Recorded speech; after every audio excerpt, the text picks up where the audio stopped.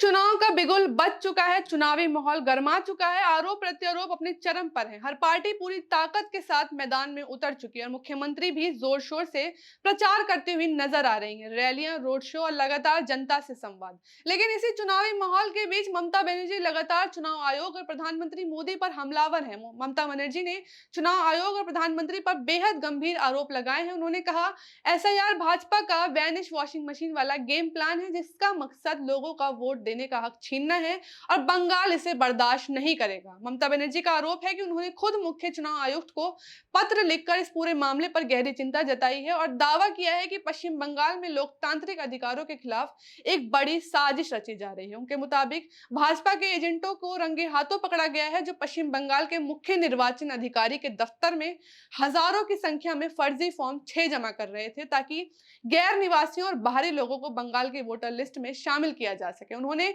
इसे साफ शब्दों में वोटर हाईजैकिंग बताया और आरोप लगाया कि यही तरीका पहले महाराष्ट्र और दिल्ली में भी अपनाया गया था। अब यह सवाल ये उठता है, क्या वाकई चुनावी प्रक्रिया में इतनी बड़ी गड़बड़ी हो रही है? ममता बनर्जी ने आगे दावा किया कि जहां एक तरफ 60 लाख से ज्यादा असली मतदाता अब भी जांच के दायरे में है, वहीं दूसरी तरफ चुनाव आयोग इन फर्जी आवेदनों पर तेजी से कार्रवाई कर रहा है, वो भी बंद कमरों में। इतना ही नहीं, उन्होंने ये भी कहा कि इस पूरी एसआईआर प्रक्रिया की वजह से 200 से ज्यादा लोगों की मौत हो चुकी है, जिसे उन्होंने त्रुटिपूर्ण और अमानवीय प्रक्रिया बताया। ममता बनर्जी का कहना है, ये सिर्फ प्रशासनिक गलती नहीं है, बल्कि एक सुनियोजित प्रयास है जिससे लोगों के वोट देने के अधिकार को कमजोर किया जा सके। उन्होंने चुनाव आयोग पर सवाल उठाते हुए कहा कि ये पूरी प्रक्रिया न केवल अवैध है, बल्कि माननीय सुप्रीम कोर्ट के आदेशों के भी खिलाफ है और सीधे सीधे बंगाल में स्वतंत्र और निष्पक्ष चुनावों पर हमला है। अब उनकी मांग है, चुनाव आयोग तुरंत इस पूरी प्रक्रिया को रोके, सुप्रीम कोर्ट के निर्देशों का सख्ती से पालन करे और 28 फरवरी 2026 को प्रकाशित अंतिम मतदाता सूची के बाद किसी भी फर्जी मतदाता को जोड़ने की अनुमति न दे।